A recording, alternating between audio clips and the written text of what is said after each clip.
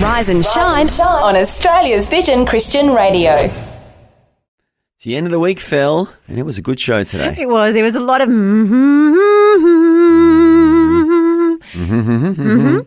you think we could do the whole thing just humming?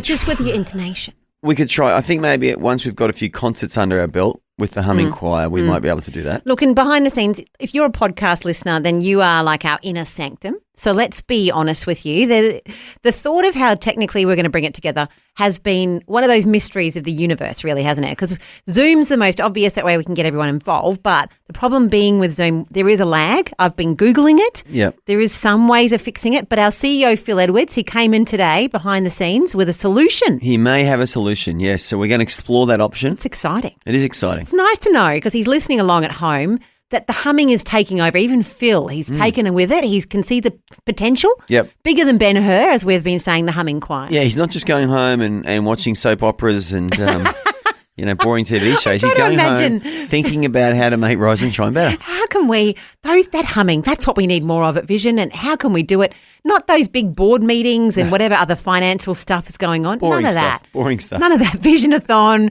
Schmissionathon. He's thinking about humathon, and I think that's brilliant, isn't it? So yeah, it is very kudos. And hopefully his idea, it's going to fly. And it's going to bring the choir together without any hitches or technical glitches or hiccups. It's just going to be amazing. It will be amazing. Anyway, enjoy the show. Lots on it. And, hey, have a great weekend. Thanks for streaming the Rise and Shine Daily podcast. Please subscribe to the show, rate it on your favourite podcast platform, and share the link on your socials. It all helps get the word out. Good morning. It's your Friday. And here on Rise and Shine, we call it Fry-yay. It's definitely a Fry-yay day today, Phil. I'm feeling it. I know. I was just hearing the promo for Visionathon, and there was Phil. He's got such a relaxing voice. Like, it's Papa Phil. Calming and soothing to you, is it, Phil? Oh, it is, until he starts talking about passing a baton. Like, he was talking about the relay and the baton. You're passing it to the next. That scares me, that whole piece, because all I can think of is dropping it. It was a lot of pressure at school. Doesn't make me relax. And, that's the worst thing to think about. If you think about dropping it, don't drop it, don't drop it, don't drop it. Worst thing you can do, Phil. And then you've got all these people screaming at you because you're the one behind. That's why I did swimming. So swimming, no baton. No baton and swimming, no. You're all good. You just have to get off those, though. You have to get that. That is important. You just got to follow that black line, haven't you? Got to follow the black line. Over and over and over again. I found it really relaxing. Really? Yeah, I did. Calming, even. Which, for me, I would have thought I'd be bored. But you kind of pray as you're doing it. Well, Not with your mouth little open, tumble obviously. turn, bit of variation on the tumble turn, isn't it? I love a tumble turn. But look, speaking of tumble turns, Phil, which is variation and change, there's a lot today going on that we're going to talk about on Rise and Shine. Oh, there is indeed. It is Halloween tonight. And so we have been talking all through the week about what you're going to do. What is the Christian response? What are you doing as a family tonight? Are you part of it? Are you not? Are you turning off your lights and hiding in the back room? Or are you at the front door giving things out? Interested to hear your thoughts all through the show, 1800 316 316. And there's also a little humming choir we've been talking about this week. It's only a little thing, isn't it, Phil? But we're trying to make it a big thing. A little thing. It's bigger than Ben-Hur, Andy. You're it's understating getting there, isn't it? It's getting there. There's so much excitement. And so we're going to be talking about, we've asked everyone today, what name do you want us to give this choir? We need to name the choir. Yes, and I feel like we need to close off auditions. So if you've been putting it off, if throughout the week you've been, should I, shouldn't I? No, you definitely should. But today is your day. You probably need to call during the show and you can have one last audition. I think we've got space for a couple more people. Hummers. Yeah, a couple more spots on the tour bus. So if you want to step up, today's your day. It's also the anniversary, Phil, of two huge events in history. Probably one slightly bigger than the other, but they're both big events. Today's the anniversary, and we're going to talk about that as well. Yeah, that is right. It is Reformation Day, which every time I say Reformation Day, I think of Frozen. You know, when Anna goes, it's Coronation Day. That's all. So I'm so sorry, but that's all in my head. Yeah, hashtag insight into Phil's brain, but it is Reformation Day. It's the anniversary of when Martin Luther started the Protestant Revolution in Europe, which is a massive event. So we're going to speak to one of the leaders of the Lutheran Church in Australia about that today, Phil. It's good to remember that. I just have to remember not to put on my Anna impersonation while we're talking to him. I can fade your mic down, Phil. I have those skills. And also, Phil, a lot of Aussies may not realise this, today's the anniversary of the charge of the Light Horseman in Beersheba in 1917. So we're going to remember that as well. I've got out my book, The 800 Light Horsemen by Cole Stringer. Give I'm me all something. educated Are you ready to up go, here. are you? No, we'll bring it to you later during the morning. But I've got a book, so what could go wrong? It looks really. good from here, Phil. That book. Next up, though, we are going to have a chat to Phil Edwards, the CEO. We said his voice relaxes us, but he's coming in. We're having a chat about Vision-a-thon. It's only a few days away. Starts next Tuesday. So we will bring you a chat with him next. Rise and shine on Vision Christian Radio. And speaking of joy, Phil, it's just a couple of days away from Vision-a-thon, and we got to ask the CEO of Vision, Phil Edwards, about the lead up to Vision-a-thon. Yes, it's always interesting in the days leading up to Vision-a-thon. It's going to be a big week. We'll see it unfold, I think, in an amazing way, with people faithfully stepping up to the call once again to help people. That's what this is all about. Well, it's exciting because for some people listening along, they're like, what is this Vision-a-thon? Others, you've seen it and heard it over the years. But we know that Vision is constantly expanding. We have brand new listeners jumping in all the time. So for someone who's never heard about Vision-a-thon before, Phil, what's it all about? Well, it's an opportunity to do something really good, to help other people, to look to God. And when you think about, all of the pressures that are going on in the world, in our lives, just in our families and relationships and all kinds of things, and even at a global level, the tensions that are there, the answer to all those things is Jesus Christ. The answer to every single problem in our life is actually surrendering ourselves to God. But the problem is we get in the way of that, right? There's all sorts of things that just distract us and take our attention elsewhere. And what I love about what Vision does through radio, through printed devotions, through all sorts of things online, things that are written and videos and audio, we get into the middle of people's day and we bring reminders about that truth of God. But it takes some money to do it, and that's what Vision-a-thon is about. In part, it's actually a fundraiser, but it's a bit of a family get-together. I love the fact that we actually get this big shot of encouragement collectively that we're not alone. Yeah. There are a lot of other people around the country that are, passionate about the same things that I'm passionate about, that believe God like I believe, and are praying for revival for this country like I am. Yeah, that's right. Yeah, well, Phil, Martin Luther King, he had a dream. He Okay. did. Now, we know God has blessed Vision up until now. It's incredible the reach we have. What's your vision, or what's your dream, and the leadership team of Vision here? What do you guys see for the future? Well, ultimately, the big picture is that we want to see revival in this country. Amen. And we see that through the stirring of a grassroots movement of believers who take seriously the things that God has called us to do. Yeah. And so the big picture vision is actually about equipping and helping, affirming, encouraging that group of believers and anyone else who will listen and lean in, by the way, because I know even right now, good morning to you. If you're not a Christian believer and you've just stumbled across this conversation right now, God loves you. Yes. He has a plan for you. And we want that message to go to everybody who will listen. So that's the big picture. It's not a big picture about creating some great big media network or what have you. That's just the mechanism that actually enables us to get the message out to people everywhere. And the opportunities we have today are incredible. It's just crazy what we can do today through technology. And we would be crazy, rocks in our head, if we didn't take that opportunity. Yeah, and look, you're talking about the fact that radio or whatever media is used by Vision has the ability to be able to get into people's lives and in places that you and I as people would never be able to. I was chatting to Georgia recently and she was telling me about how she has an hour and 20 commute every day, or she did. And the fact that she had Vision in the car with her actually meant that she looked forward to the commute because she could tell that she's getting charged up with God along that journey. And that doesn't happen otherwise. Like, that is such an opportunity for Vision and for people to sow into other people's lives as they're going about their day. Well, think of it as if you're going on that drive and you're giving words of encouragement for that hour and 20 minutes. That's what Vision does through your support. You're actually able to send your money on a mission through Vision to reach out to people. And look, let's be honest, there's just so much stuff today that is trying to drag our attention in every other direction apart from God. Yeah. And it's coming at us everywhere, through our phones, through our televisions, through, signs on the side of the road as we drive around, through other people, through workplaces. So the three key words I said before, we want to encourage, affirm, and challenge people in the Christian faith to understand what it is to actually know God and then build people up in their faith so that, ultimately they go, well, God, what have you got for me to do? What's my part in this whole equation? And then that's where I believe we'll see, real revival. It starts with individuals and in families, and then collectively, as we all do that, look what God can do. Yeah, what a great description of Vision, that we're a vehicle or an instrument of revival. I know Christians all across Australia and the world, Phil, we're praying for revival. We're believing for it. That Spanish explorer that hit Vanuatu all those hundreds of years ago and declared this is the great southland of the Holy Spirit. And what an opportunity for all of us to invest in Vision now as that vehicle for revival. You know, I think my son subscribes to YouTube. He loves it. $20 a month. That's over $200 a year just to watch YouTube music. He loves music, Yeah. Netflix, all those, entertainment apps and that. They all cost money. And what an opportunity for us now to invest in something that God can use for revival. Yeah, it's easy to spend money on stuff, but I tell you, when you make a decision to spend on something that helps somebody else in an eternal way, something special about that. And that's what we're asking you to consider. Whether it might be $50 for you or $50,000. You know, we have people that give at different levels because they have different ability. But what we're asking is, will you consider what you can do, pray about it, take it seriously, and then next week, will you respond with your gift? And it's more than spending money. This is actually an investment in sending the word of God across the country. That's right. And it's Visionathon. It's coming up starting next week. You can jump on board now and have a look at what it's all about at the website vision.org.au.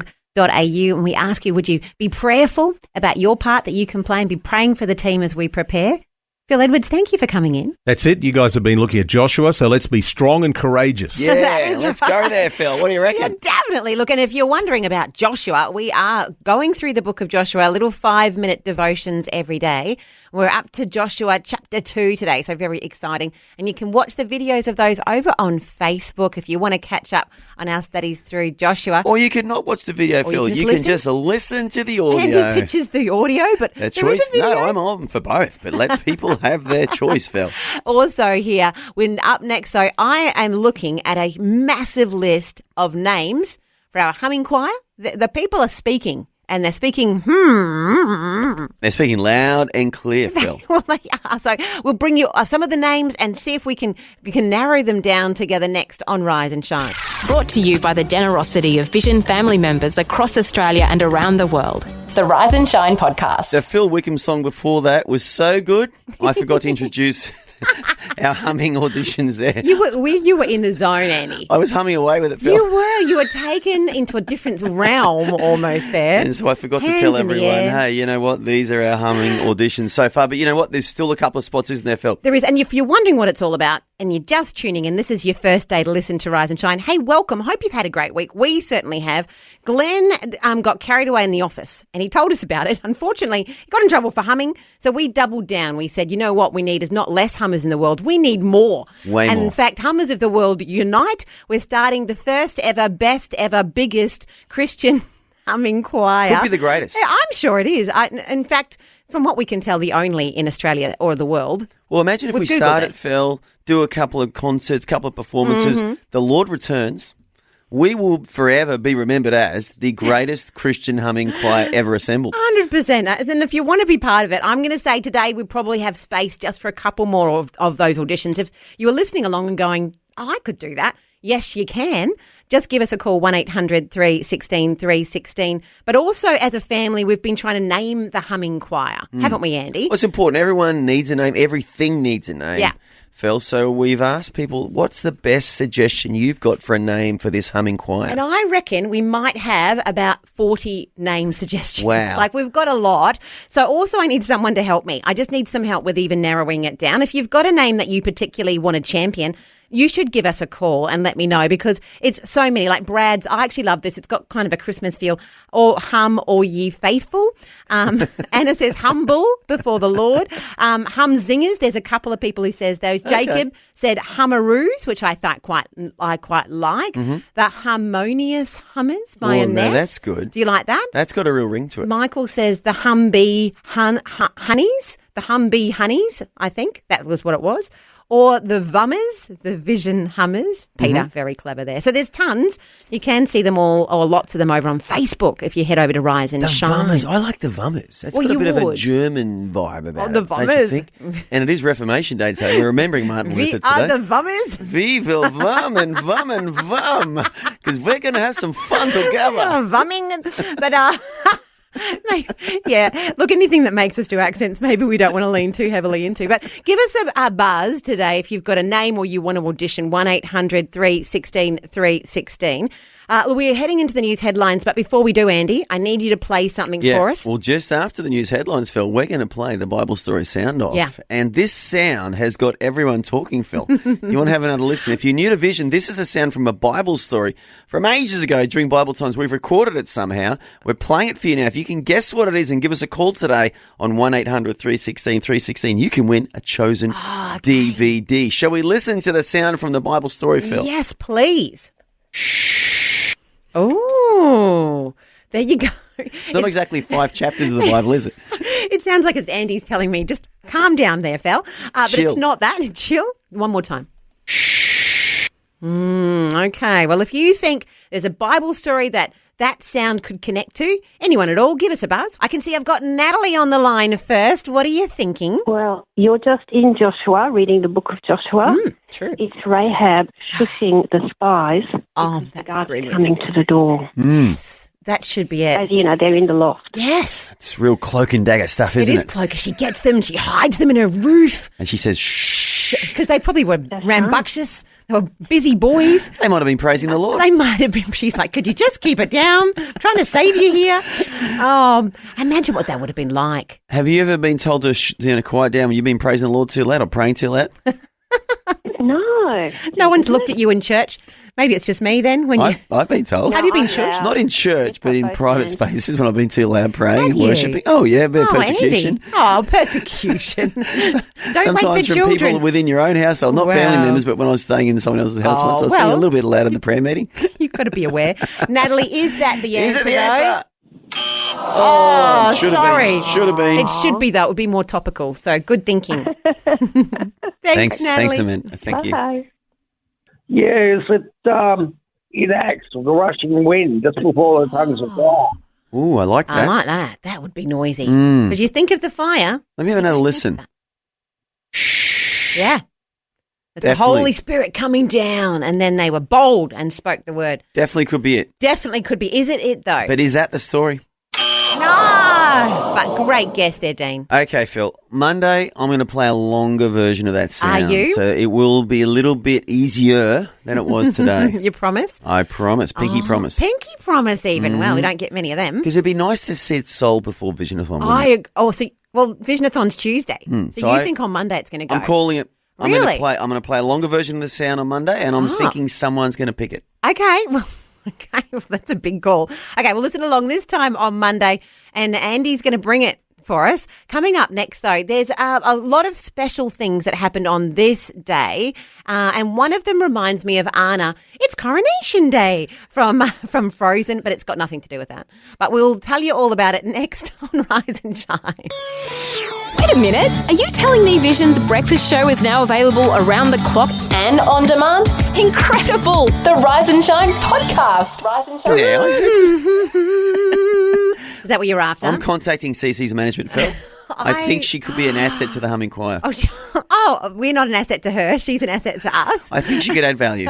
And Toby Mac, I wonder if we could get someone to be part of it, or we could be the backing for them maybe. Look, I'm going to reach out, Phil. So I'm not going to promise. I'm going to reach out. I No, don't know well, what's going to happen. You've been made the manager, so I do expect big things. But we said earlier in the show, Phil, it not only is Halloween, but there's 2 big events that happen in history which we want to highlight today. That's right. One of them being Martin Luther starting the Protestant Reformation, but also on this day, 108 years ago, some young Australian cavalry, or they were called light horsemen, charged into a town called Beersheba, Phil, and made a name in history for themselves. Yeah, it's interesting. I've got here, Cole Stringer has written a book called The 800 Horsemen Who Changed the World, and it tells the story, which I think is really important because often we don't make big enough point of just how great and how courageous. We're talking about courage in the book of Joshua, but we had these young men in our new nation who had such courage, and I don't know that we talk about this enough. He says in his book that here at Beersheba, and I don't know if I didn't know this until I read it, this was a really critical time. In fact, what we'd seen was that the army approaching this space, there was a special well. It's the well of Beersheba, the well of oath, which you actually read about in the Bible. But all of the army had to march for days across the waterless Sinai desert. And it says here that all of the Turks, all they had to do was hold out the attack for one more day, and the merciless sun would have defeated our army and all of the English. Like, it was pretty important. In fact, they'd thought that by that day they had to defeat them and get that well, because they needed 400,000 gallons of water for the men and the horses. That's a lot of water. And they were dry and they were tired, and this was the day they really needed that well. Yeah. So it is an important part of Australia's history, and some of us won't even know this part of Australia's history. So the ABC did a great piece on it. I want us to listen, and it's a great summary of what this is all about. 2 years after the disaster of Gallipoli in 1915, the British Imperial forces had gained momentum against the Turks, and their advance now rested on breaking the Ottoman Empire's grip on a 42-kilometre stretch of road, trenches and barbed wire running from Beersheba, in what is now known as Israel, to the fortress of Gaza on the coast. Now, hitting Gaza directly twice before had failed, killing 10,000 Allied soldiers. So, by October, an elaborate plan had been hatched to take the Beersheba end instead, involving more than 60,000 troops, 15,000 desert-mounted corps and the Anzac mounted units. From dawn till late afternoon, horse-mounted units had edged in, but none had got much closer than about 2 kilometres from the city limits. Time was running out, and 800 men and horses, forming Australia's 12th and 4th Light Horse Regiments, drawn mainly from New South Wales and Victoria, were about to make up for it. Galloping at high speed into volleys of enemy fire, the Australians leapt clear over the last line of Turkish defences, trenches nearly 1.5 metres wide, and right over the heads of stunned Turkish soldiers 3 metres below. We could see the horses jumping the trenches, dust everywhere. The Australians had stormed through with only handheld bayonets to defend themselves. The rifles slung over their backs were considered useless for firing when riding at such speed. Once over, the troopers still had to climb out of the saddle and engage in ground fighting with the Turks. Almost 40 were killed before the rest surrendered. By 11 o'clock that night, Beersheba, with its water wells, rail lines and weaponry, was under British control. Hundreds of Turkish soldiers had been killed, 1,100 taken prisoner, against the loss of 31 Australian lives. For a nation stung by heavy casualties in Gallipoli and on the Western Front, the stunning charge of the Light Horsemen at Beersheba quickly became the stuff of military legend. And the reason it's military legend, Phil, it's probably the last great cavalry charge in world history, because obviously modern weapons, machine guns and fast-firing artillery and tanks made cavalry obsolete. So that's probably the last time in world history a large amount of troops on horseback successfully charged and won a battle. And it's great because I think in history, and we talk to our kids about it at Anzac Day, often we focus on Gallipoli and we focus on some of the things that perhaps didn't go so well. And I don't know that we spend enough time talking about the incredible things that Australia has been part of and our military has been part of. And that's what I do love. This is Cole Stringer's book, 800 Horsemen. I've got it in my hands here, and tells the story of Australia's place in this Bible prophecy is really what was happening here. Oh, yeah. And a lot of these soldiers, they weren't all Christians. I mean, my grandfather was a World War I Anzac, and he wasn't a Christian man. A lot of them weren't Christians. So we can't over-spiritualise and pretend they were some sort of Christian army. They weren't. Some of them, they were Christians, because the diaries of some of these Light Horsemen, they were often referred to Bibles. They're like, wow, we're in Beersheba, we're in Gaza, we're in the parts of the world that the Bible talks about. So some of them did have a faith. And you're right, Phil, like it's a strange thing. I'm an Aussie, I love Australia, but we do highlight a lot of our failures. So in World War I, there was a general called Monash. He was actually a Jewish Australian general who invented what we call blitzkrieg, which the Germans then took into World War II and just blitzed the world. He invented that, Phil. What is it? Blitzkrieg. It's just a form of warfare where you combine aircraft, artillery, machine gun, and infantry, and he coordinated the attacks and made it successful. World War I was full of really, really bad attacks that didn't succeed, whereas Monash invented blitzkrieg. We don't talk about him. There is a university named after him in Melbourne, the Monash University, and also in World War I, people don't realise this, Australian generals commanded American troops in World War I, and that is the last time the Americans ever let a foreign general command their troops. And the reason the Americans did that is because Monash was such a good general and the Australian generals were so good, they trusted our generals and our leadership. And again, most young Aussies don't know that today. Well, we should be talking about it more. Talk about the wonderful things that God has done through Aussies.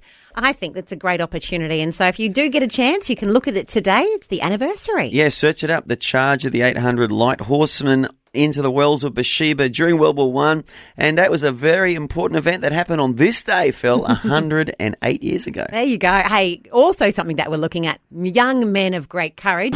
The Rise and Shine podcast. And I'm really loving, people are jumping onto Facebook to have their say this morning about the name of our humming choir. And you're welcome to give us a call as well. I'm having a really hard time thinking how we're even going to narrow it down to vote. Like, how do you narrow it down? Well, Phil, can I ask, have you ever seen such enthusiasm on Rise and Shine before?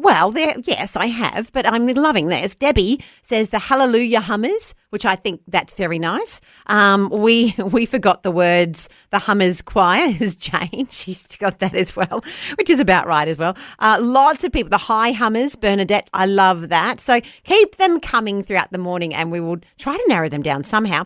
But I do want to say good morning to Manum, in South Australia. And something that's famous there is the paddle steamers. So you know those, you go on the Murray, the paddle steamers, it's often described as the birthplace of those. Really? So how cool is that? I've never been on one of those. I need to put that on my bucket list. Well, maybe there's a Rise and Shine. There's an outdoor broadcast on a paddle steamer waiting to happen. With the Hummers. Bring the Hummers. That would be perfect. We'll hire out the whole paddle steamer. Well, of course we would. Just for the Hummers. The Hummers, and then we've got that. We've got the paddle steamer. We're on the Murray. Very Australian. What's the weather like on the paddle steamer today, Well, Phil? today, it's going to be showers. 15 degrees, though, but to perfect temperature, 24. We love a 24, so well done.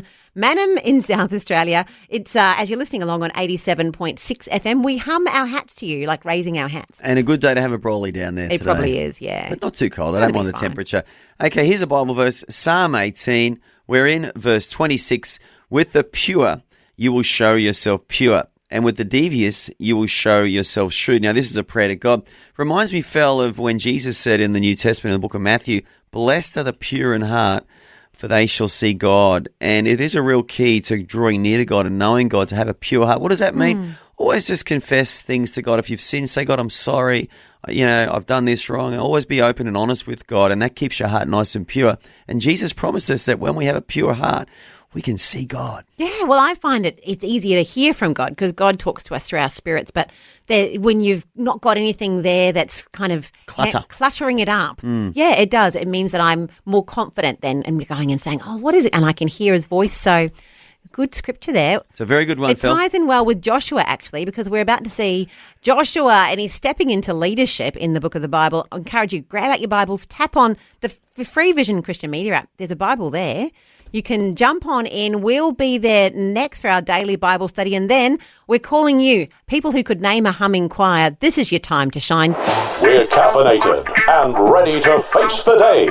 This is Rise and Shine on Vision. And this is the time where we jump into the Bible together. It's always awesome doing this together. Yeah, I love it. And look, we're in the book of Joshua, which is one of my favourite books in the whole Bible. If you've got a Bible, there's 66 books. It's early on, fellas, at number 6. I think it's the 6th book in the Bible. I think it is. And so it's easy to find, but it's a book of stories. And it's about a guy called Joshua who's now leading God's people. They were once slaves in a place called Egypt, which is still there today. And now they're coming into this promised land and felt straight up. They're faced with a big challenge. It's called a city called Jericho. It's got massive big walls around it. And you got to remember, before gunpowder, like, how do you get into a city with massive walls? All you got is bows and arrows, spears and swords. How do you actually get into a city? It was quite a logistical challenge. Of course, today with technology, we could smash through a city wall, no worries at all. But in these days, it was quite a mission, especially when your background's slavery, not war. And so Joshua is faced by this massive challenge. So he sends out some spies, doesn't he, to check it out and check out the city of Jericho. But we know that Jericho was a very, very prominent city. It was a large city. The walls were so big, I think they could they had houses and apartments built into the walls. So it was a massive place, and it was a big challenge for God's people. It was. And so we see these couple of spies. Now, you remember that the spies before this, Moses, 40 years before, had sent spies into the promised land, and they'd been scared off by this. So we've got now Joshua. He's back. He's got these 2 spies. They get sent into the city of Jericho to have a little look around. And they go inside, and they're not dumb. They end up in a spot on the wall of the city in the house of Rahab. And the Bible says here, in my Bible, it says she was a prostitute. That was her job, her profession. And they end up going inside and hiding there overnight. And it's an interesting story. I love the Bible because So this is not a fictional story. It's not like a fairy tale. This is actually happening and it's being recorded for us. So just imagine you're those two spies. You go into Rahab's house and Rahab's there. What a shock it must have been for her. But she sounds like she was pretty on point. Like she seemed to know what was going on. Don't you reckon? Well, she knew a lot of people felt, and we don't know the culture. In her setting, in her culture, that job she had could have been just acceptable. In fact, it could have been a respected job. Well, we don't know why she was doing it. Yeah, but the point is this. She knew a lot of people, and she comes to the spies who are God's people. She says, look, I know God's going to give you this city. 100%. I just know it. She had such faith in God. And she said, can you save me when you guys take the city? Now, again, she's talking about something which was impossible. Like, how are these ex-slaves going to take a city like Jericho? And they say, okay, yeah, we'll do it, but on one condition. And what's the condition, Phil? She had to let out a red rope down the outside of her window so that when the Israelite army came back, they would be able to recognize where she lived and everyone inside that room would be spared.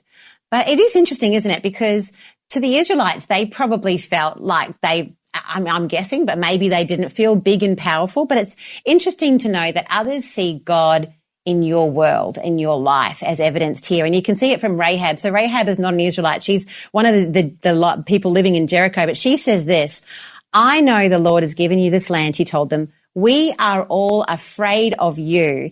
Everyone in the land is living in terror, not because of who they are, but because we have heard how the Lord made a dry path for you through the Red Sea when you left Egypt. And she goes on to talk. They have heard about what God's been doing for them throughout this time, and they're actually scared because they see God partnering with the children of Israel.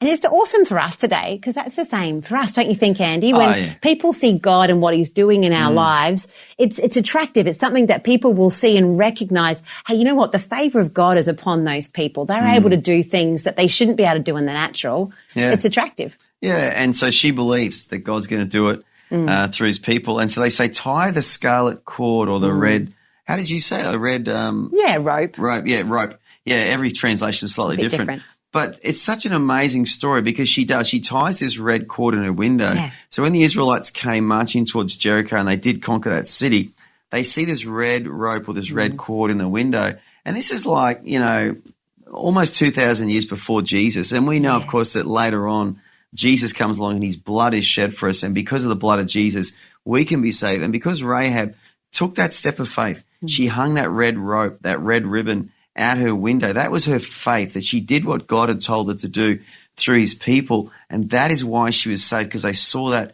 scarlet cord. And just like today, Phil, when we say, Jesus, forgive us of our sins, wash my heart clean. I believe you died for me. I believe you rose again.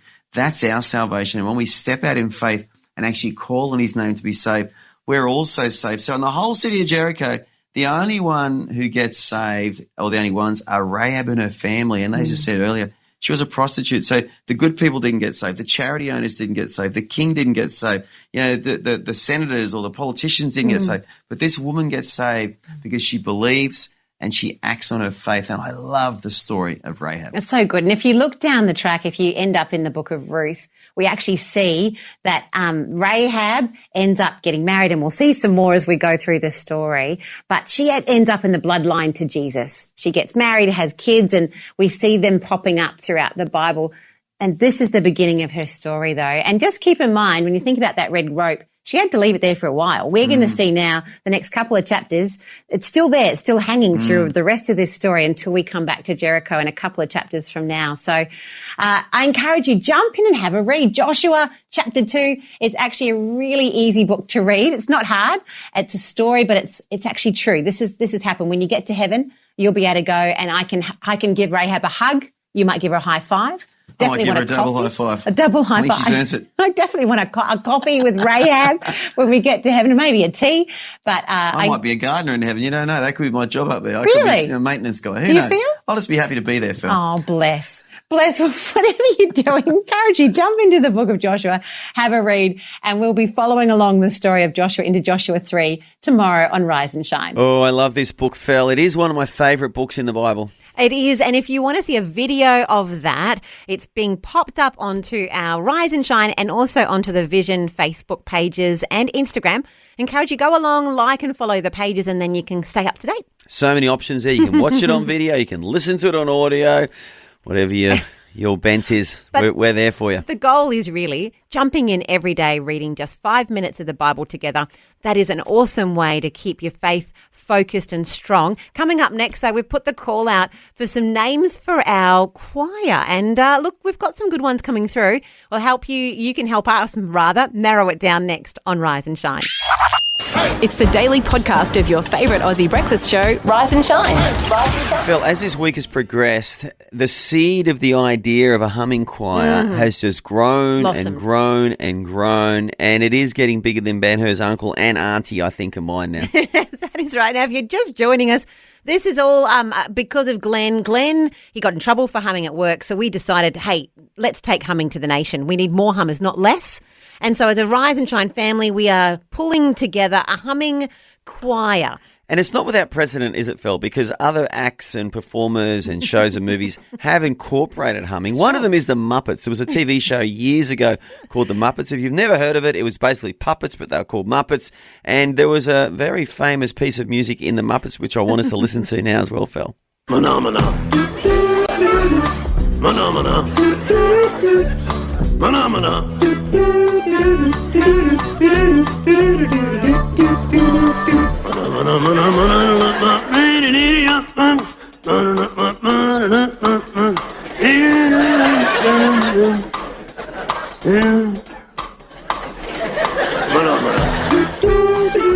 That's right. That is the Muppets humming along there, and always very good. I think ours will be a lot better than that one. But they at least they've sort of raised the bar enough for us, Phil, to know, okay, we're going to jump over that bar and do even better. We have put it out there on Facebook. The first thing, or one of the things we need, is a name for the humming choir. We've got a lot here. The Happy Hummers, says Ange, or the Happy Hummers. I like that. Because we are. Beck says, you're humming, we're humming. So there you go. The Harmonisers, says Aaron. There's Harmonious Australians Unite, says Iris. There's a lot of options, and they're all brilliant. But we did suggest a call is nice because it's almost worth double. I'm having trouble even just narrowing it down. Yeah, calls are good. Mm-hmm. Calls are good, Phil. Yeah. And I think Amanda has given us a call, Phil, with a brilliant idea.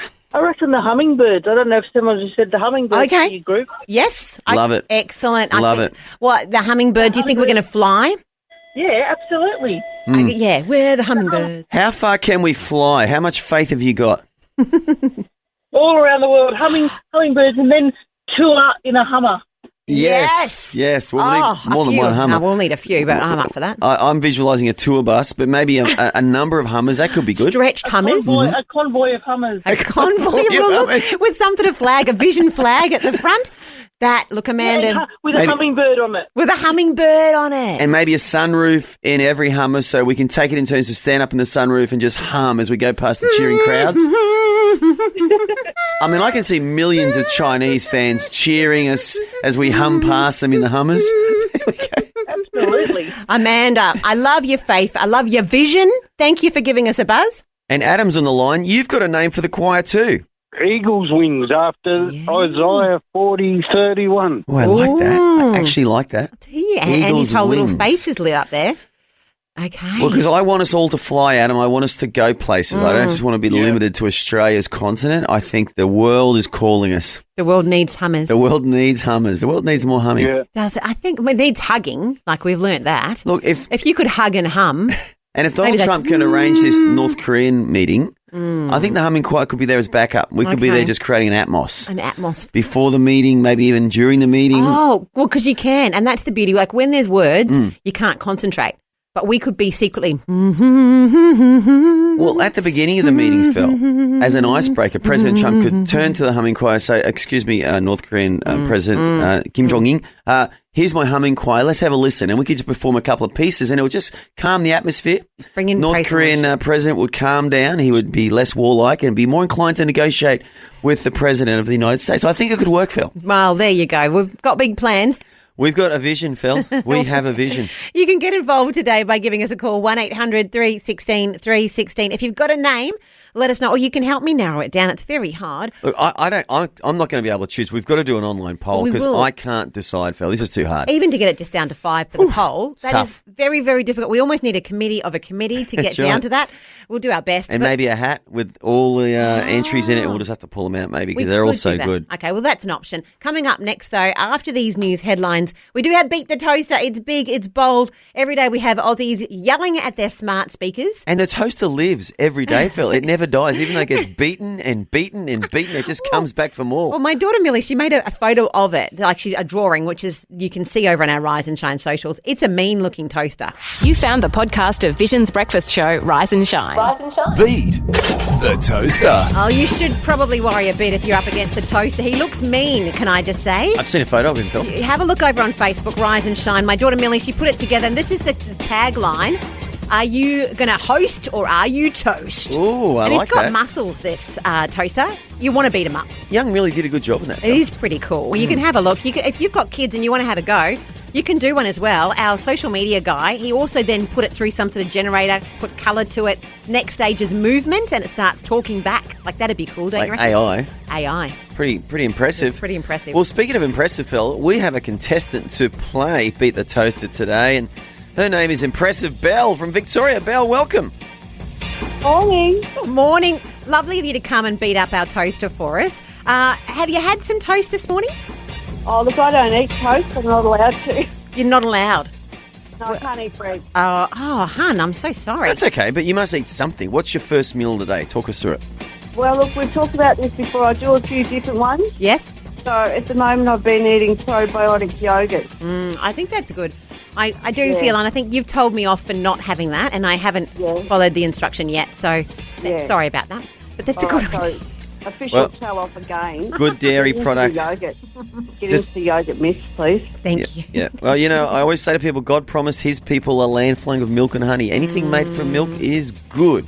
I include butter. Yeah. I include cream. I include yogurt in those in that category. But, Belle, are you ready to play Beat the Toaster? You're going to have 1 minute to answer 10 questions. If you don't know the answer to a question, say pass, and we'll come back to it. Now, Phil has very kindly given you the letter J for jet setter, which is what our choir is going to be.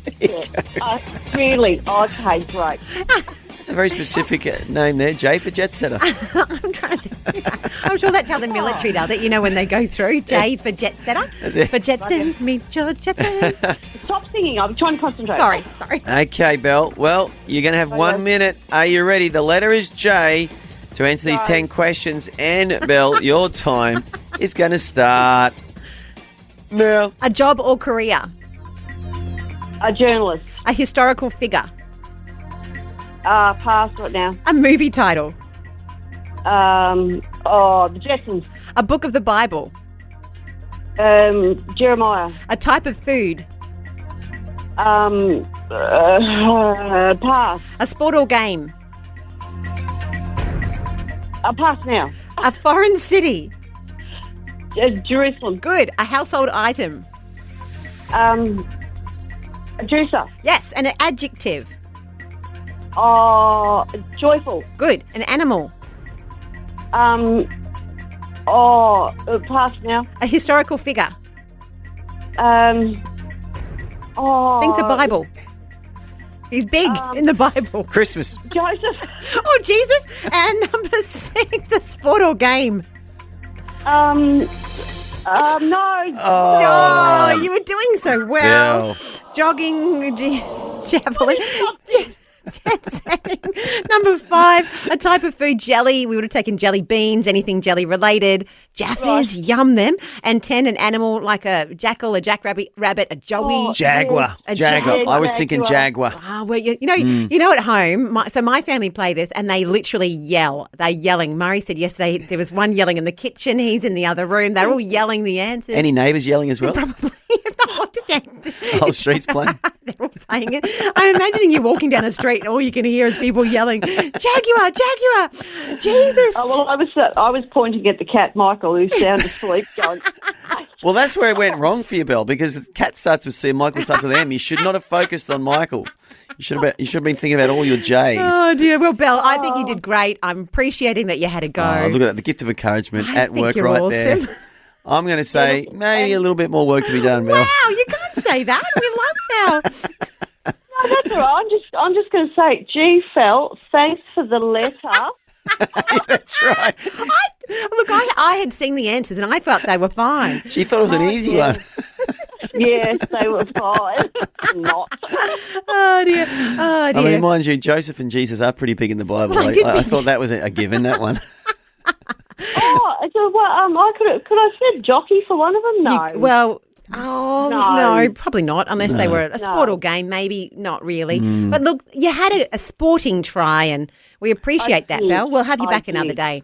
If you're listening along at home, this is a good time to send us a text if you would like to play along. 0447 488 316. Don't just yell at the smart speaker. Yell at us. Step up to the plate. I reckon. You can play on Monday. You can be our next contestant. Bring it, I say. Hey, coming up next, it's an important day. There's actually two big things that happened on this day centuries ago. Hey, Andy. Yeah, we've already talked about one, and that was the charge of the Light Horsemen, the Australian Cavalry in World War I. That was 108 years ago today, Phil, October 31. But the other one is Reformation Day. Martin Luther nailing his 95 protest against the castle door in Wittenberg, Germany, shook the world, Phil. We're going to shake the world by telling you all about it. Well, in fact, we've got Michael Stoltz to tell us all about it next up on Rise and Shine. Always encouraging and always fun.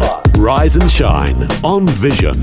Well, we said earlier, Phil, today is a day of anniversaries. We've already talked about the anniversary of the charge of the Light Horsemen in Beersheba 108 years ago. Well, 508 years ago, a young German by the name of Martin Luther literally shook the world, and the reverberations from that revolution that he started, known as the Protestant Reformation, continue till today. So we're so blessed today to speak to the Executive Director of the Australian Lutheran World Service. His name is Michael Stoltz, and he joins us on Rise and Shine this morning. Michael, welcome.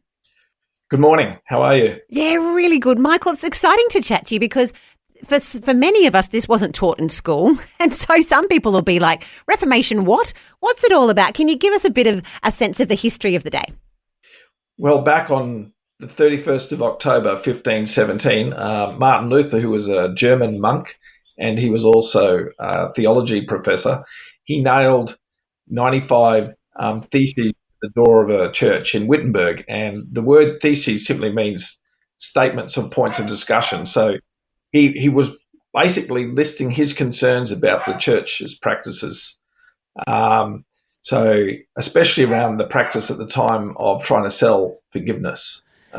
Just to give some context, Michael, the Catholic Church of the day, they were not encouraging people to read the Bible for themselves, and they had a lot of teachings which, frankly, were not scriptural. And they were, as you said, they were teaching people, give your money to the church, and if your relatives aren't in heaven yet, they'll get into heaven from a place called purgatory, which, of course, is not in the Bible. And they were saying to people, hey, we'll read the Bible to you in Latin, even though you're German, just trust us, it's all good.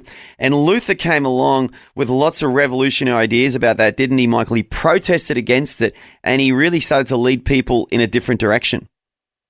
Yeah, and that's basically what his points or theses were about. And that was sort of caught the attention of the authorities, and so started a whole process of events that became known as the Reformation. And his big thing was he was calling the Christians back to the heart of the gospel.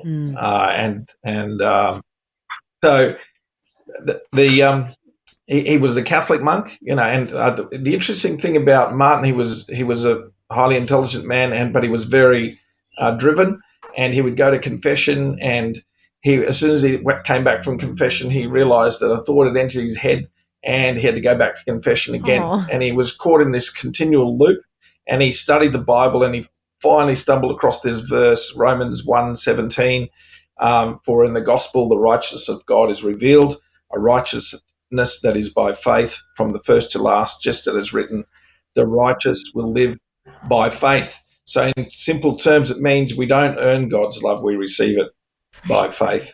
And that was the spark. Isn't that awesome? And I think we don't really realize how blessed we are. We can read the Bible. We have so much access to it. But just to imagine, so 508 years ago, before this time, really every person, the normal person on the street, they didn't have access to a Bible in their own language. And to this was revelation that was massive. It's incredible, isn't it, when you think, Michael, this is thanks to Martin Luther that we have really got access to the Bible we have today. Yeah, so I think Martin Luther has three legacies. The first one is he brought the church back that was saved by grace through faith alone. But the second one, which was also hugely revolutionary, was he translated the Bible into everyday language, into German, and then they printed it.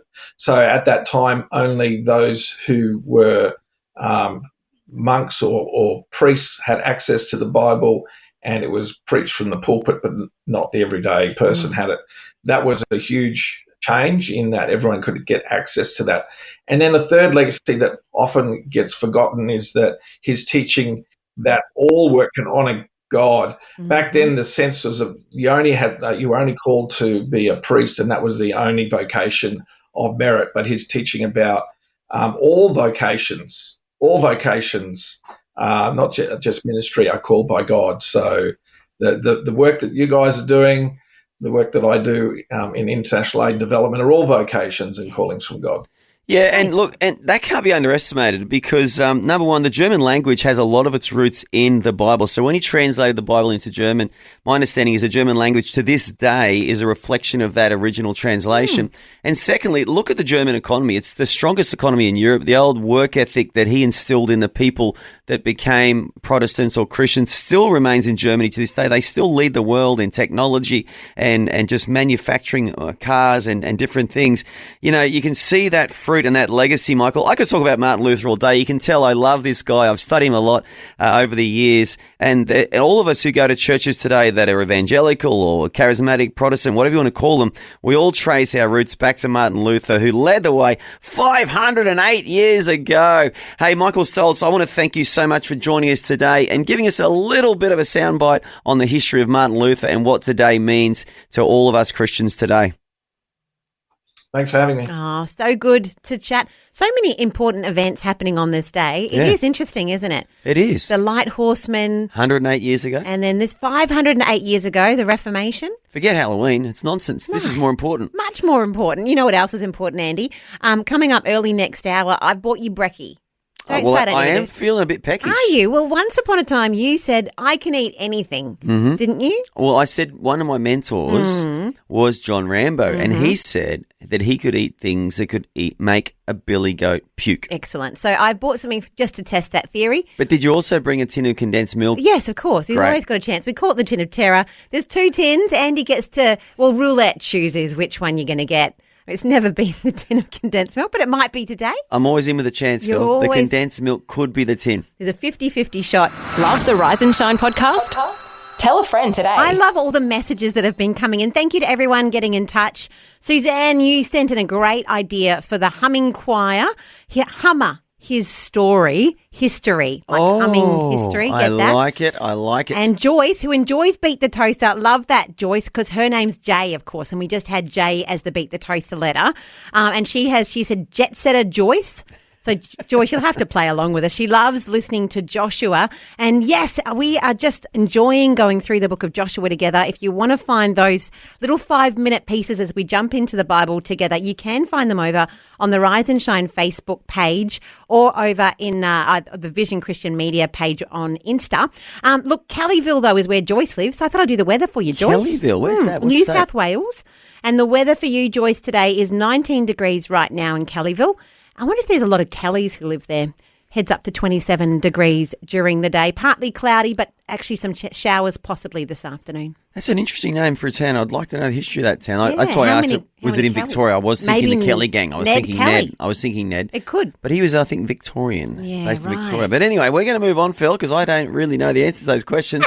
Psalm 18, and I'm going to go to verse 27 now.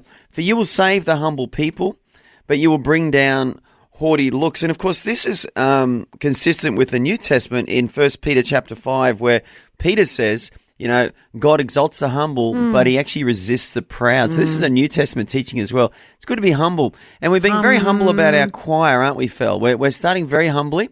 And we're going to have a humility captain, I suggested yesterday, to keep us all very humble when we become big all around the world. Well, there are lots of names that have the humble theme throughout them. And we are saying if you've got a name for the choir, if you're just joining us, we're starting a humming choir. It's going to be the biggest, the best, the only Christian humming choir in the world, we're saying. And if the Lord returns soon, then it will be the greatest ever. 100%. Which will be quite an accolade in heaven. It's like, oh, are you from that choir? And that humming choir. Yeah, that was the best one ever, wasn't it? Yeah, that was us. But we're going to stay humble about it, though. But yeah, that was us. Yeah, we are. We're awesome. Oh, there's CC Winans over there. She was a little bit bigger than us, but we were kind of a big deal as well. You're approaching CC to get in the choir, though, right. I think. Oh, that's right. So I'm asking you to come in as a contractor. As a contractor, As a contractor. We might have her for a couple of songs, but mostly it's the core group. If you still want to be part of it, you could get involved. But Andy, once upon a time on a little brekkie show, you said these words. You said, I could eat anything from a tin. I can eat things that make billy goats puke. Did you not? I did say that. And ever since, it's been a challenge. We felt it was like you were throwing out a challenge. Can I ask you a question, Phil? Yeah. Have you ever seen a billy goat eat something from a tin? Well, I bet if you opened it for them, they would. Can you imagine a billy goat with his little paws trying to open a tin? I think he'd be working pretty hard. Little hoovy things there. Right. Well, I think he'd struggle. Well, anyway, you're a human. So I've got the edge on the billy goat already. You do. You put it out there. So every now and again we like to test the theory, which I'm going to do next for you. I've bought a tin. It's nondescript. It has nothing on it. And your job is to eat said tin and ideally puke, but I don't think you will. Well, I am feeling a bit peckish. Are you? Well, we'll bring you the Tin of Terror next up. After this one from Bodie, Whisper in the Wind. You're on Rise and Shine for your Friday. And Beat the Toaster will be up next. Just the right mix of things to inspire and things to make you smile. Rise and Shine on Vision. In a world of two tins, Andy can only eat from one. One tin is sweet. One is full of terror.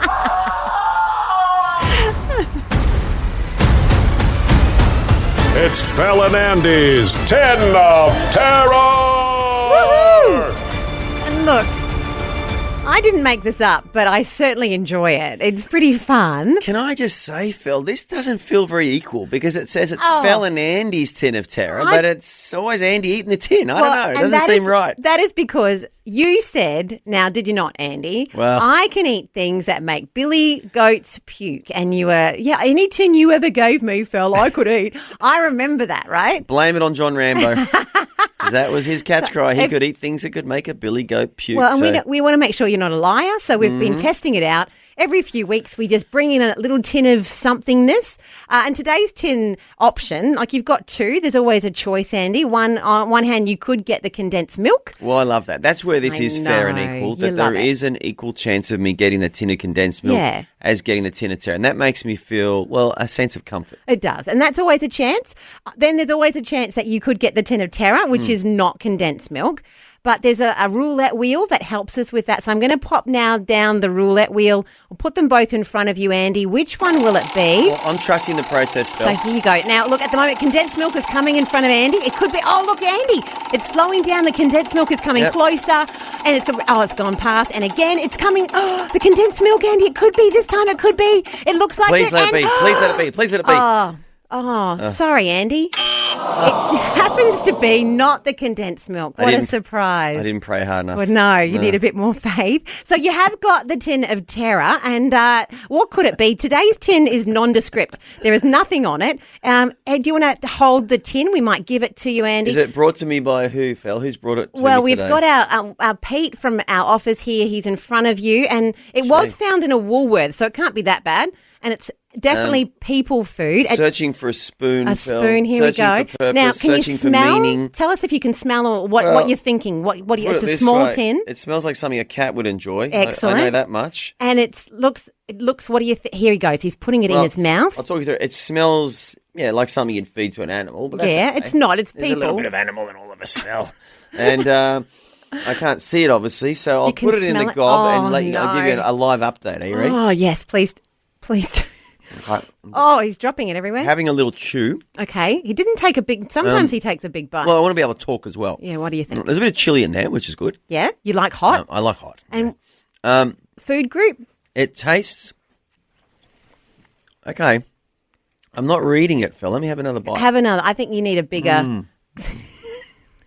He's got it now, and half of it's in his mouth, half of it's out of his mouth. It's a bit gross to watch, to be honest. But what do you think, Andy? I need a bit of a clue. What do you reckon?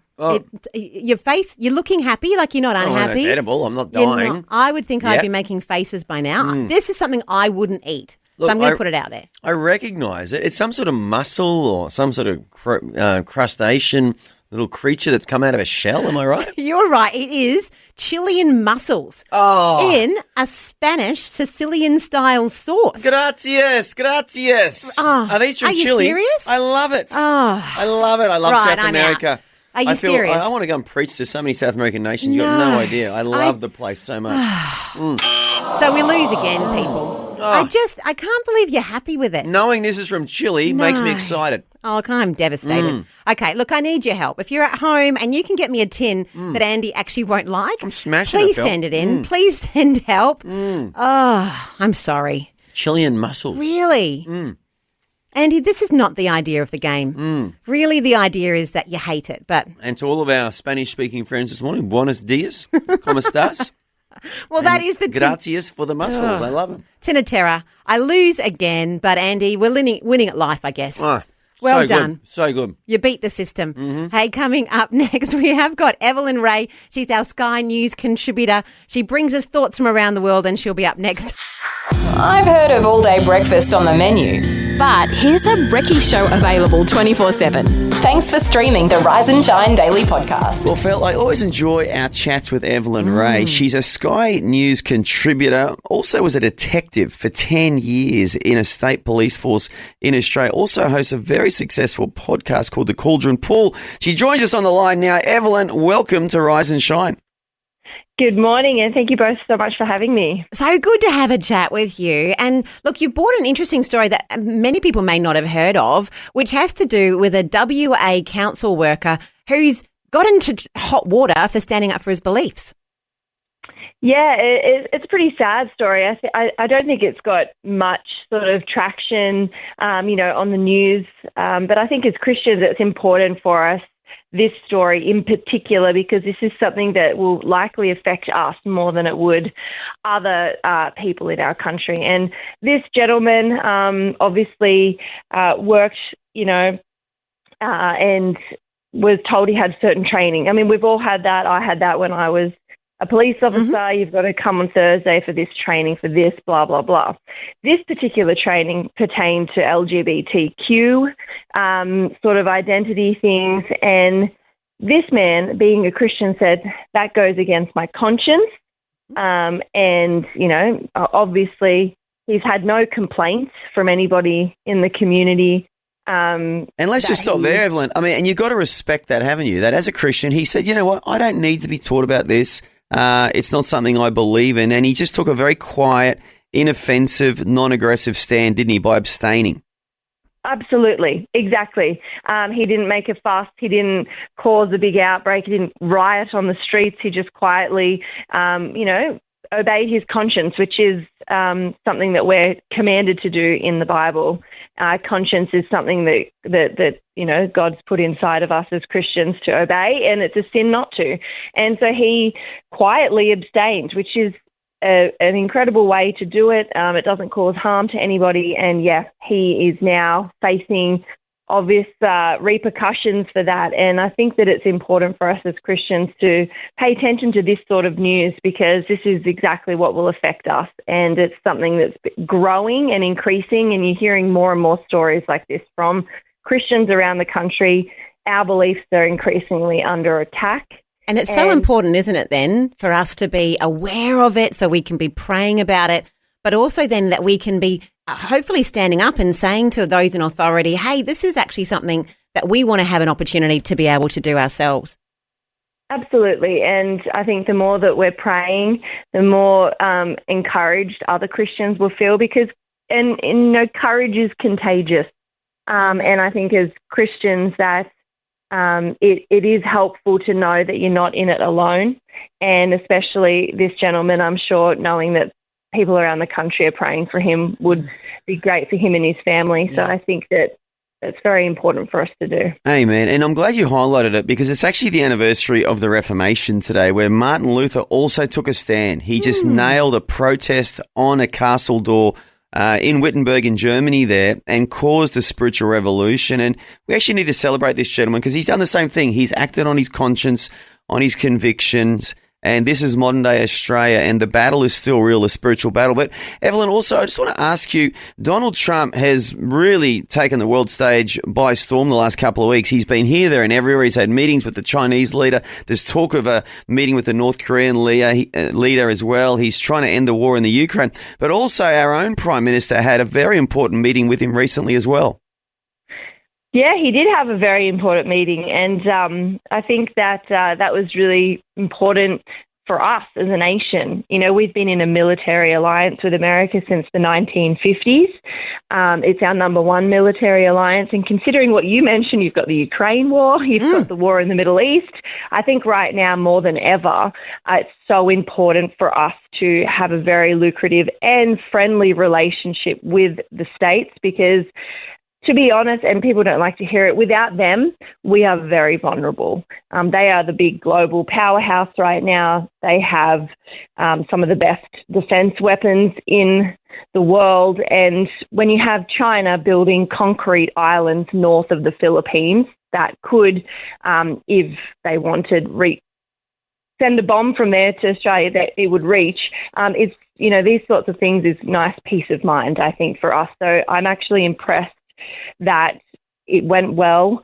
And I think that, you know, as much as I am not a particularly big fan of Albanese, I am a very big fan of our nation and the people within it. So I'm very glad that Albanese was able to pull that off. Well, and it looks like it's been successful because I heard this week they had a special dinner in China, and as part of that, Anthony Albanese was seated next to Donald Trump. So it sounds like there's a good show for Aussie-US relations, and that things are going well, and that seems to be something that seems to be important and that they're showing, which is great for us. It's fantastic for us. You know, I think that there's nothing wrong with being civil, even with your enemies, because that's called wisdom. And I think right now it's very wise for us to not pick off enemies from nations that we in reality couldn't beat. So the fact that Albanese was seated next to Trump in front of the Chinese president is fantastic news for us. But there is talk that, like you mentioned, Andrew, that Trump's going to also try to go to North Korea, which I also think is great.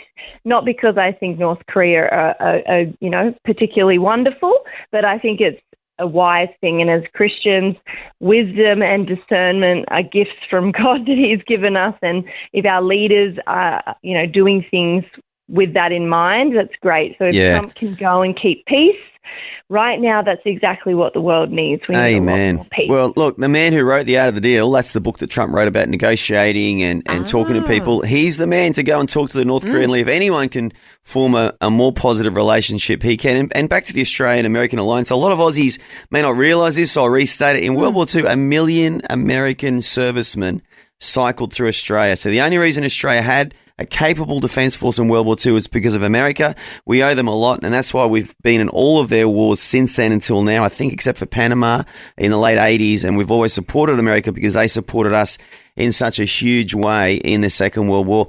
Evelyn Rae, we could talk to you all day. She's a Sky News contributor, also hosts a very successful podcast called The Cauldron Pool, and was a detective in an Australian state police force for 10 years. We always love talking to you. Evelyn, thank you so much for joining us today on Rise and Shine. Thank you again for having me. It's always a pleasure. So much. So good to have a chat with Evelyn. Coming up next, though, we have put it out there. We've got just a couple more spaces left in our humming choir, and I've got an auditionee waiting by for us, Andy. That's it. Are they going to be this good, Phil? I reckon better. That, of course, is the Muppets, who are not in the humming choir, although I would accept a Muppet, can I just say? Look, all the Muppets out there listening, give us a call, 1-800-316-316. You are welcome to apply and audition for this choir. If you do, we'll have you up next. Subscribe and listen to the Rise and Shine podcast in the free Vision app. It's easy and available everywhere. We have launched this idea, and it seems to have some real traction about a humming choir. That's and right. we've been inundated with calls, with texts, with Facebook messages from enthusiastic, willing, wannabe participants in the humming choir. This is national. It's national. You can join from anywhere. It's going to be via a Zoom-like substitute, whatever we can get that will work. But you get to hum, and we have to choose. So there's lots to do. But right now we're at the name part of it. Some of the names so far, and I'm having trouble even just, I think like your idea of pulling them out of a hat to get down to our 5 to vote on. Is it over so the good, weekend. Phil? Humble Bees. Oh, just let's pause there. Humble Bees. That's so clever. Hummeroos. I still like that, Jake. I think that's funny. Eagle's Wings. Adam suggested that one. The Vision Harmonic. So we've got the name Vision in it, which is good for branding. That's a thinking man's name, that one. That's a very clever name. The Harmonious Hummers, says Annette. So there's lots of options out there, and there's still a bit of time. You could give us a call, 1-800 316 with your name, but we also want people who can actually hum, Phil. If you think you can sort of... Well, this is the bar, isn't it, which is pretty low. Which the Muppets set many years ago, that TV show, The Muppets. This is a Muppets humming. The Muppets were puppets, if you're too young to remember The Muppets. It was a very, very popular TV show back in the day. If we said this is the level of hum that we're looking for, and some of it's not even a hum, really. It's a no, like it. We're up for that. But it's entertaining. Well, we're all about the entertainment. We are all about the entertainment. And God. Like, it's going to be entertaining, but it's going to be helping people look to God. Faith and fun, Phil. And as I said, we're going to take this internationally. In the hum. Faith and fun with a hum. With a hum. And we're going to take it to nations that maybe don't normally open up the doors for Christian communication, for the gospel to be preached. We're going to go right under their radar. And we're going to hum Christian songs, gospel songs. They won't even know what's hit them, Phil. We'll just be humming away. There you go. There you go. North Korean president will be bowing down. Thank you, Phil. Thank you. Thank you. Very good. Very good.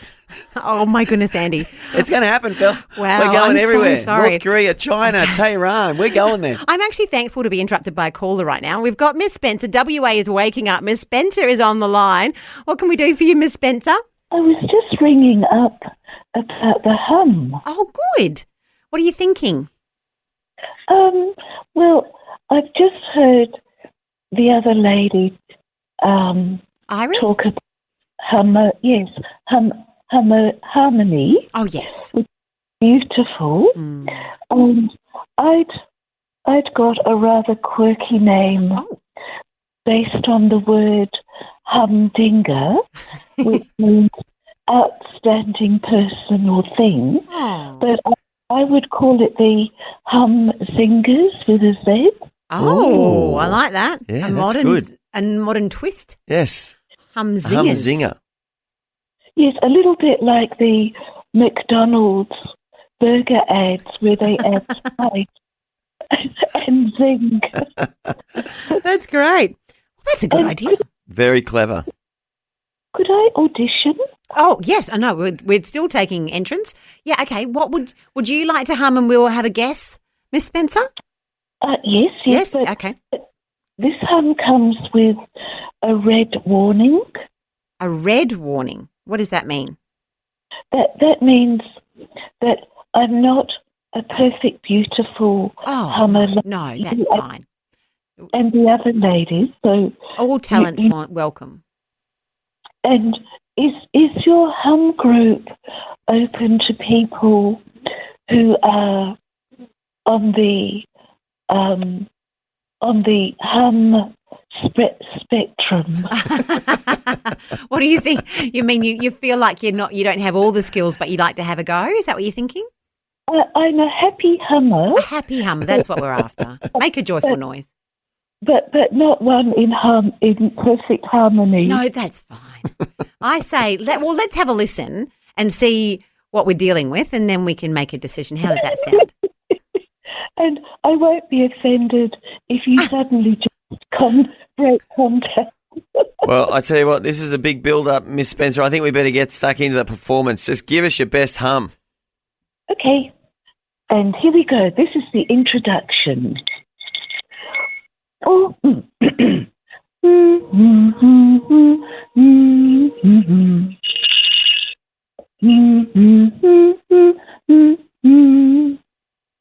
that ring a bell? It's ringing bells in my little ears, yes. That was very good. Is it to do with some creatures? Yes. Great and small ones? Yes. I thought that was very good, It was actually. excellent. It was excellent. There was a bit of extra noise in the background. Did you have an instrument to assist? Yes. did. I'd got a tiny little handbell. Do you? And then I've got my Christmas bells for my Christmas grandchildren. bells. Well, that is because Andy wants to bring along a triangle. Like that's his life's dream is to play triangle, and I'm sourcing one for him. I'm going to have a go and see whether I can find one for him to play. The triangle, Miss Spencer, it's subtle enough to be played in the background of the choir without stealing the thunder. You don't want to steal from the hummers. thunder. Yeah, it's all about the hummers, but the triangle just in the background, just encouraging, It's an like the accent. bagpipes used to encourage the Scots in the old days. Did You know, they? once the bagpipes started playing, the Scots were good for it. They were up for anything. That's kind of like the triangle in the humming choir. It's an accent Well, piece. if I don't make it into the hum group, Oh yes. I could still ring the triangle or the little handbell. Well, look, I'm happy with that time. I mean, we don't need a lot, but what we heard, we loved. So I'm happy to have you in the choir, Miss Spencer. I'll pop your details down, and we'll be in touch. How does that sound? That sounds amazing. Excellent, excellent. Well, we appreciate you. We love what you bring, and thanks for giving us a buzz. And I love what you do. Thank you. Praise God. Thanks, Miss Spencer. Bye. Bye. What a gentle soul Miss Spencer is, Phil. Going to be an asset to the choir. She is. We have so many different. It's a diverse choir. We have young, we have slightly old, we have the thinking ones, we have the impulsive ones, we have everyone, every base covered, Phil. Not a Muppet yet. So Muppets, we are looking for you. We wouldn't mind a Muppet. Hey, coming up next though, a friend of Vision, Brad Huddleston. We're going to get to have a chat with him. If you're a parent and you're wondering how to navigate digital devices and gaming with your kids, Brad has done so much study. He's worked with the police on this and with many schools. He's going to be here. He's just finishing a PhD off. It's Phil, amazing. in this, and he's written a book called Digital Cocaine, which has sold thousands of copies. So he's definitely an expert in this area. How to parent in these perilous times. We'll have Brad with us next. Brought to you by the generosity of Vision family members across Australia and around the world. The Rise and Shine podcast. And Phil, you and I are both parents, and it's very difficult today to parent in this digital age because of social media. And Brad Huddleston has written a book called Digital Cocaine, sold thousands of copies. He's about to complete a PhD in this topic as well. He's consulted here in Australia to the police force. He recently spoke to a state government parliament as well. And you know the phenomena of the Charlie Kirk passing, the young man responsible for that, it's said that he was disassociated from reality because he was spending so much time on social media, he had no idea what he was doing. So we got to ask Brad, talk to us about this disassociation from reality that people can suffer if they spend too much time online. We are supposed to be, and where it's billed as being the most connected two generations now, ever. But the problem is we're the loneliest, and we know that because the effect that the screen has in terms of you and I were doing this over Zoom right now, the effect in our brains would be very different from a screen as opposed to what we're doing now. That's why I made the time to come in here. Now, I'm thankful for Zoom. I'm not against it. I've been on Vision Radio through Zoom a lot, or whatever platforms when you send me the links, Teams and so forth. But it's much more effective here. So this is true connectedness. So the chemicals in the brain, like endorphins, the bonding, all that happens in real time and in analog space, but not on the computer. So these kids are living in virtual reality. And what is happening with the gentleman that you just mentioned, they were in gaming communities where there's furries, there's all these, things that they're getting into that are not real, but they've created a different reality. They live there literally, so they begin to think differently. And then they can promote violence and all these sorts of things. And that's not an isolated thing. Our FBI right now is going through these chat rooms, discovering a whole lot of things we're finding out that was precipitated by the Charlie Kirk shooting. But it's virtual reality is what they are living in. And so their brain patterns are different, their thought patterns, and then, of course, their behaviors manifest differently as well. Obviously, I'm thankful that the government here has pushed over the first domino to ban social media for those under 16. I was just in Parliament, as you know, speaking about this, and I really am advocating that we raise that age limit. Above that, it's still too young, in my opinion, because of brain development. The brain doesn't finish developing until you're 25 years of age, particularly those parts of the brain, the prefrontal cortex, where reasoning and impulse control and judgment occurs. Obviously, they don't even have judgment control, at that age. And then you hand them social media, you let them live in a virtual world, this is not good. So Australia, hats off, honored to be here. They've pushed over that first domino to do something about it. My prayer is that that domino will hit other nations such as my own in the U.S., and we'll see a domino effect. And that's what I'm really hoping, because of exactly what you said. This is a problem. It's not the only problem. It's huge. It's boiling underneath the surface, and now it's starting to manifest on the top. And before more of these sort of things happen, I think we need to clamp down. It's interesting, isn't it? Because I'm just going to play the role of the teenagers who are listening along right now, and they're saying, you're talking about something pretty extreme there, Brad. Like, that is not every teenager's experience with it. They're just scrolling on Insta, or they're occasionally going on YouTube, or maybe there is some gamers, but they're on there with their mates that they know from school. Surely, Brad, you're talking about these extreme cases, and this is a bit isolated. Are we then throwing the baby out with the bathwater? You have to. There's no other way around it. There's no safe space. You can't control it. There's no way you can isolate certain social media groups. They've tried that, and they've tried it with accountability software. And working with the police here, we never called it a solution. It was always a speed bump, but it's so easily circumvented. If all of those solutions that people have been proposing for years worked, there'd be no need for me to be in this studio with you right now. Jonathan Haidt, some of you may have heard of his book called The Anxious Generation. He's not even a Christian, and he's saying, this is madness. We have to take it away. Not forever. He advocates what I do, and that's delay. Now, I even put the age higher than him, but he's also saying that. And we need to give children back their childhood. And he also talks about that every day in his inbox, he gets these proposed solutions on how we can fix this. And he, for years, and I get them too, they've never worked. So he just ignores them, he says. I've been ignoring them too. And it's now time to just take it away. Now, that may be extreme, but this is what I say. When you look at the brain scans of these people who are on social media, they are extremely damaged. So in the parental world and the teen world, they think it's extreme to say take it away. I say suicide is extreme, and so we're at loggerheads. I think the more extreme thing is the suicide and all the problems that happen in the brain. So you're just going to have to pick your extreme and go with the best one. Yeah, and the extreme ban is obviously the best one. And it's an onus on all of us parents listening right now as well, that as much as we can, and it's a challenge, try and minimize our kids' social media activity. And I think, I know for us, what we did is a lot of sport for our kids growing up. Like, all three of my kids did a lot of sport. Like, they did everything. You name it, they've done it. Right. And just at least get them outside as much as you can. And it's so important to them. But Brad, could talk to you all day, but if people want to find you online, I'm sure there's a ton of resources you've got available. Yep. Where do they find you? BradHuddleston.com. We are releasing articles weekly, the things I write about this. The TechWise program that runs, thank you guys, I love you, throughout the Vision Network. You can get those on podcast as well. I recommend you first listen to them here. So, yep. Just one last quick thing, what I have been advocating, what I don't hear, people talk about the alternatives like sport and board games, card games, all that's true, and they're good. The New Testament model is that our social network are God's people. Yeah. That's the book of Acts.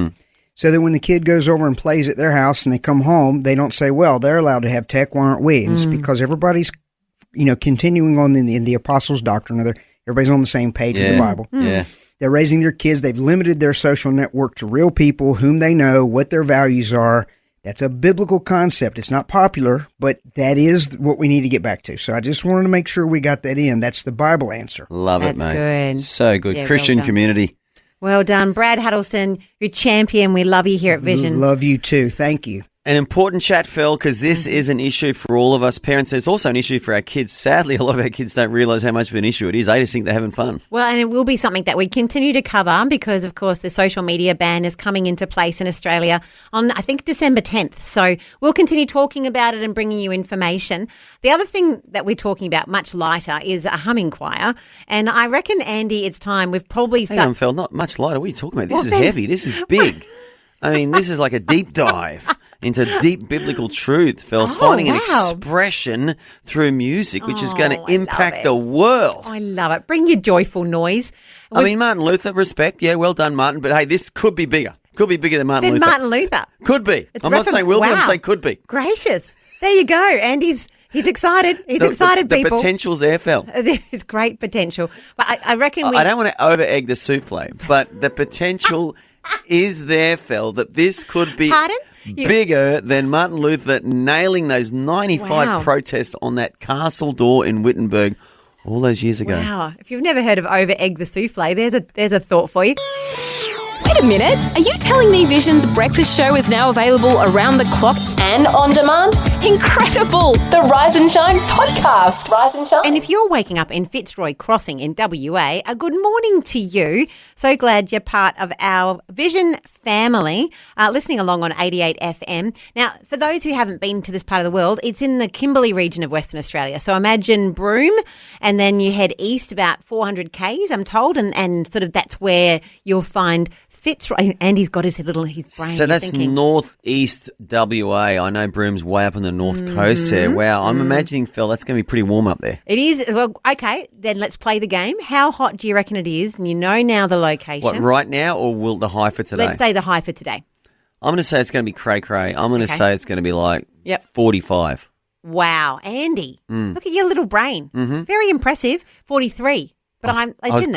I was within the gonna range. give it. I'm I was I'm within giving the that a range. win. But it will feel like Probably at least 45. 46. Probably in the sun without a hat on. But right now it feels like 30. So it's already it's bright and sunny. Well, ready for to this go. time of day, Phil, I mean, it's only just 7 a.m. in the morning in WA. That's pretty warm for 7 a.m. in the morning. It is. Yeah, but if they get some rain later on, maybe a thunderstorm, that could be helpful. That'd be That would nice. be what I would love, I reckon, that afternoon thunderstorm. Do any of our listeners remember the old Coca-Cola ads where it was a Yes. stinking hot day in a little town somewhere in America? Everyone's sweating away. No aircon in those days. Just sweating away, suffering, and then the rain starts falling and everyone gets out in the streets and starts dancing, Yes. drinking their Coca-Cola. They were good ads. They were good ads. Why don't they do them anymore? Well, they should. They should bring them back. Maybe with the humming choir. Maybe the Humming Choir can do a similar sort of a promo ad for ourselves as well. Yes, out in the middle of what will come, Fitzroy Crossing. Looks like a place we could find some hot people. And as we start to hum, the rain The starts rain to fall. and we are dancing in the rain, humming. Miss Spencer will be out there dancing away. Little Audrey. I mean, everyone, all involved. It's going to be awesome. Hey, you know what? We're going to head out now to the Belonging Co., The Joy. But after that, I reckon we need to wrap this together, see where we're at, a bit of a deep dive, the humming choir. I've heard of all-day breakfast on the menu, but here's a brekkie show available 24/7. Thanks for streaming the Rise and Shine Daily podcast. Well, there's so much joy associated with this humming choir, Phil. In fact, makes me think of the Bible. The joy of the Lord is your strength. Oh, yes. This joy is strengthening us all, giving us the faith and the confidence to know that, yes, this is going to work. It's going to happen. It's beautiful because, okay, so it all happened because Glenn, he was listening along. He had his soundproof headphones on, was listening to Michael W. Smith, humming along, a little contented and happy. His boss told him off from across the room. And so he told us about it. Our heart went out. And we thought, He might have sounded like this, except Well, he this could is not have. a Michael W. Smith song. And look, we don't know the quality of Glenn's hum. But either way, it's a joyful noise unto the Lord. It is, Phil. And look, for our listeners at home, if you don't know what this is the Muppets. They were a bunch of puppets who were called the Muppets. It was a TV show. It was massive back in the day. But this is a humming piece from the Muppets. We're not quite sure if Glenn sounded this good or not, but it inspired us, didn't it, Phil? Yeah.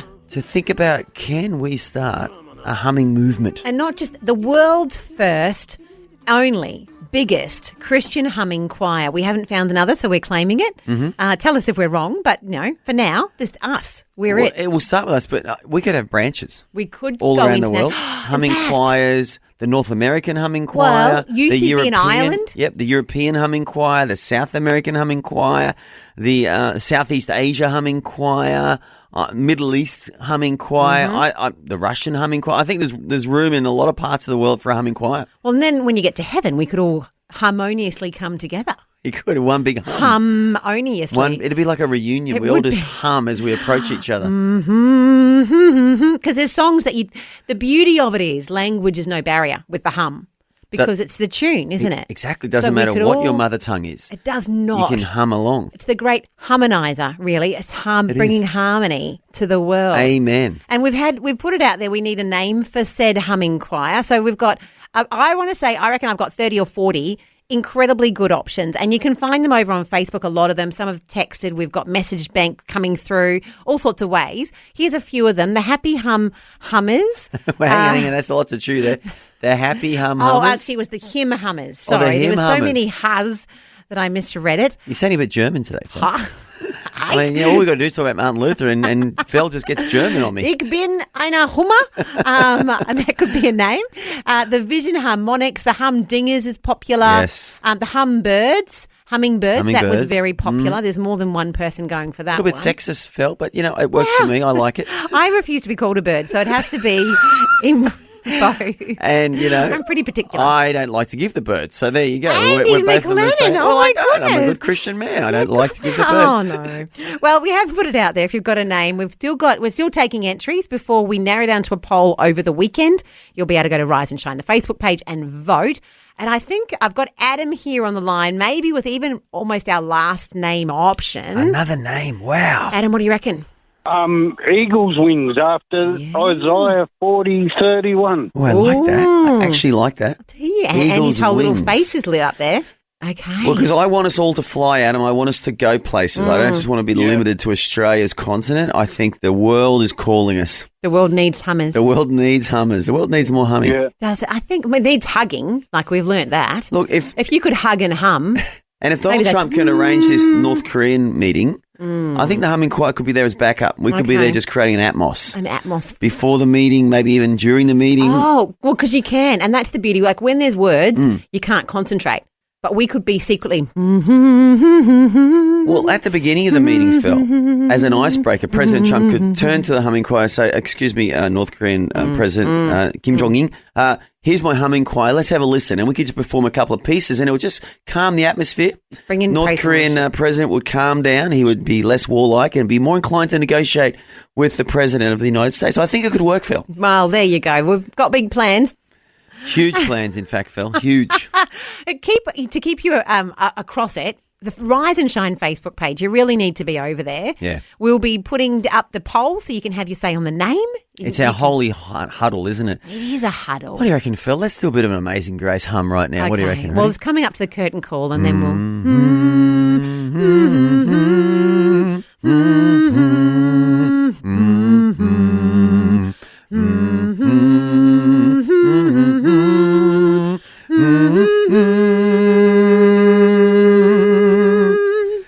Beautiful. Very nice, Phil. That's very soothing for the soul, actually. I feel calmer. I do too. There's actually an anointing on the hum. There you go. A surprising amount. I'm can I telling just you, say? Phil, it's spiritual warfare. Yes. When we go to Tehran and Beijing and wherever North Korea's capital is, I don't even know what it's called now, we're going to smash things in the spiritual realm, Phil. Principalities and powers will be tumbling down as we hum away. And every name that was named both in heaven and on earth. Come on. There you go. Preaching with a hum. We're preaching up. What we'll be doing next is letting professionals take over with our curtain call. We're caffeinated and ready to face the day. This is Rise and Shine on Vision. Great choice by Ivory there. She chose the Southern Belle, Rachel Purcell. And we call her that because we did get to chat to her. And you can see, if you ever go onto the Rise and Shine podcasts, you can find the interview with Rachel. She was delightful and she called herself the Southern Belle. Well, they all do. It's just a term of endearment for the women of the deep south of America and those southern states. They're Southern Bells. It means Ladies. beautiful, Yeah, it means beautiful lady. elegant, and great voice in her case as well. Oh, just lovely. Well, that's the end of the show for us, but it's going to continue, can I say, over on Rise and Shine, the Facebook page, because we need to narrow down the name, and we need to, you can also jump over there to see our discussion on the book of Joshua. Rahab was the star of the story today. She was. She I was. love the story of Rahab. I think I've told this before, Phil. I've preached about Rahab a lot over the years when I know there's a lot of non-Christians there because Rahab was this complete outsider. Came from the outside. She wasn't one of God's people, but she became one of God's people. Yeah, and you can see God showing up in her life. Like it's nothing is a coincidence in the Bible. Hashtag boom. Yes. Yes. He did show up, Phil. He saw something in her heart and he made a way. And she's actually in the genealogy of Christ, of David. She's actually in the... She's a hero. She's a hero. An absolute hero. God shows up in her life and he's going to show up in yours. Can I just say, as you go through your day today, know that God is the same for Rahab and for us as he is for you. He's showing up in your world. Our job is to keep our faith in him and to look out for it. Have a wonderful weekend. We'll be back tomorrow with the best bits of We Rise and Shine. sure will. Thanks for taking time to listen to this audio on demand from Vision Christian Media. To find out more about us, go to vision.org.au.